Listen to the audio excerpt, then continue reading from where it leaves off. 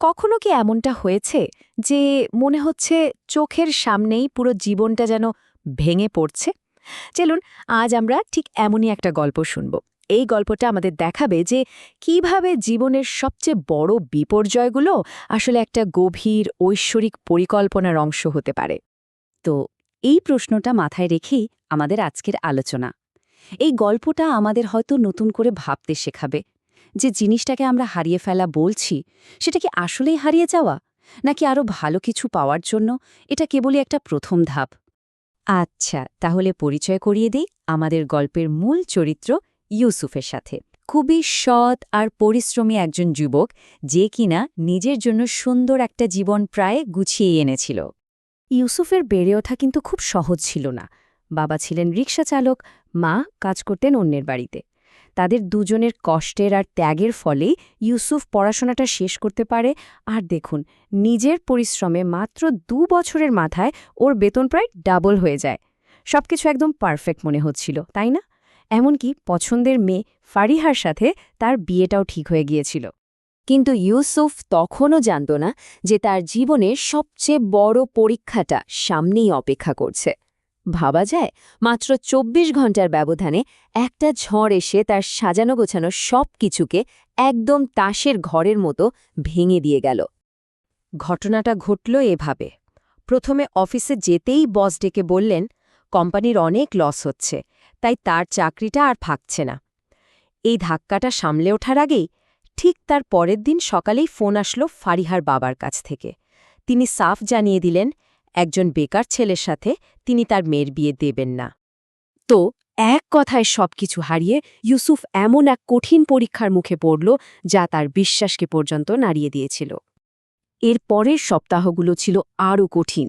ইউসুফ একের পর এক ইন্টারভিউ দিয়েই যাচ্ছে, কিন্তু কোনো কিছুতেই কিছু হচ্ছে না।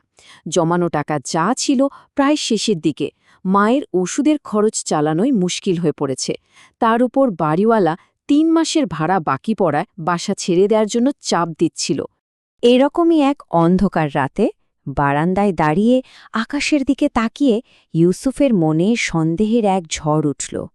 জীবনের সবচেয়ে দুর্বল ওই মুহূর্তে সে ভাবতে শুরু করল, আমি তো এত নামাজ পড়ি, আমার সাথে কেন এমন হচ্ছে? আল্লাহ কি আমার কথা শুনছেন না? আর ঠিক যখন সে প্রায় ভেঙেই পড়েছিল, ঠিক তখনই কিছু কথা তার কাছে আলোর মতো হয়ে এলো। হঠাৎ করে সেই চরম হতাশার মধ্যে তার ছোটবেলার একটা কথা মনে পড়ে গেল। তার মায়ের বলা একটা কথা। মা বলতেন, বাবা, আল্লাহ যখন কিছু কেড়ে নেন তখন তার চেয়েও ভালো কিছু দেওয়ার জন্যই নেন। আর এই একটা কথাই যেন তার চিন্তার মোড় ঘুরিয়ে দিতে শুরু করল। মায়ের কথাটা মনে পড়ার সাথে সাথেই তার মাথায় পবিত্র কোরআনের একটা আয়াতও চলে আসলো। নিশ্চয়ই কষ্টের সাথে স্বস্তি আছে, অবশ্যই কষ্টের সাথে স্বস্তি আছে। এই ঐশ্বরিক ওয়াদাটা তাকে ধৈর্য ধরার শক্তি দিল, আর সে তখনই তাহাজ্জুদের নামাজে দাঁড়িয়ে পড়ল আর আল্লাহর কাছে কান্নায় ভেঙে পড়ল।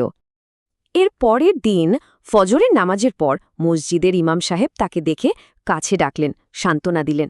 তিনি মুসা আলাইসাল্লাম আর খিজির আলাইসাল্লামের একটা সুন্দর গল্প শোনালেন। বোঝালেন যে কিভাবে খিজির আলাইসাল্লাম একটা নৌকা ফুটো করে দিয়ে আসলে মাঝিদেরকে এক অত্যাচারী রাজার হাত থেকে বাঁচিয়েছিলেন। ইমাম সাহেব বললেন, হয়তো আল্লাহ তোমার নৌকাটা ভেঙে দিয়েছেন তোমাকে সামনের কোনো বড় বিপদ থেকে বাঁচানোর জন্যই। ইমাম সাহেবের এই কথাগুলো ইউসুফের মনে নতুন করে আশা জাগাল। সে ঠিক করল এবার কঠিন পরিশ্রম আর বিনয়ের সাথে জীবনের একটা নতুন অধ্যায় শুরু করবে।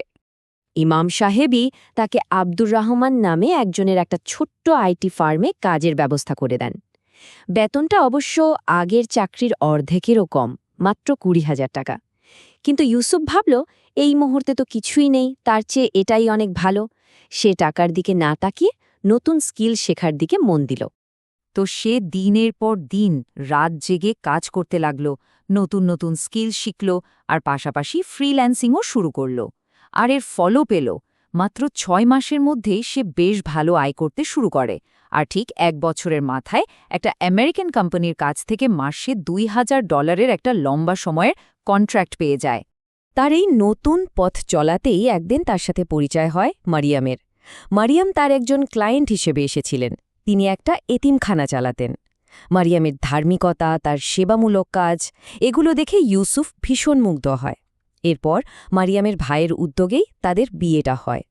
তখন ইউসুফ সত্যিকার অর্থেই বুঝতে পারল যে আল্লাহ তার জন্য ফারিহার চেয়েও কত ভালো একজন জীবনসঙ্গী ঠিক করে রেখেছিলেন। গল্পের প্রায় শেষ পর্যায়ে আমরা এখানে এসে সময়ের সাথে সাথে ইউসুফ তার সাথে ঘটে যাওয়া প্রত্যেকটা ঘটনার পেছনের ঐশ্বরিক কারণগুলো একদম পরিষ্কারভাবে দেখতে শুরু করে। পরে সে খবর পায় যে পুরনো কোম্পানি থেকে তাকে বের করে দেওয়া হয়েছিল, সেটা তার চাকরি যাওয়ার মাত্র ৬ মাসের মধ্যেই দেউলিয়া হয়ে বন্ধ হয়ে যায়। আর তার পুরনো কলিগরা তারা মাসের পর মাস বেতনই পায়নি। ঠিক তখনই সে বুঝতে পারে তার চাকরি হারানোটা কোনো অভিশাপ ছিল না, ওটা আসলে ছিল আল্লাহর পক্ষ থেকে একটা বিশাল রহমত। কুরআনের এই আয়াতটা যেন ইউসুফের পুরো জীবনের গল্পের একটা সারমর্ম। হতে পারে তোমরা এমন কিছু অপছন্দ করছো যা তোমাদের জন্য কল্যাণকর, আবার হতে পারে তোমরা এমন কিছু পছন্দ করছো যা তোমাদের জন্য ক্ষতিকর। আল্লাহ জানেন, তোমরা জানো না। দেখুন, যেটাকে সে অপছন্দ করেছিল শেষ পর্যন্ত সেটাই তার জন্য সবচেয়ে বড় কল্যাণ বয়ে আনল। তো ইউসুফের এই পুরো জার্নি থেকে আমরা আসলে ৩টা খুবই গুরুত্বপূর্ণ শিক্ষা নিতে পারি। প্রথমত, কঠিন সময়ে সবর বা ধৈর্য ধারণ করা। দ্বিতীয়ত, সালাত বা নামাজের মাধ্যমে শক্তি খোঁজা। আর সবশেষে তাওয়াক্কুল রাখা, অর্থাৎ আল্লাহর পরিকল্পনার ওপর পুরোপুরি বিশ্বাস রাখা যে তিনি যা করেন ভালোর জন্যই করেন। তাহলে এই আলোচনা শেষ করার আগে একটা প্রশ্ন রেখে যাই। আমাদের জীবনেও তো কত ভাঙা নৌকার মতো ঘটনা ঘটে, তাই না?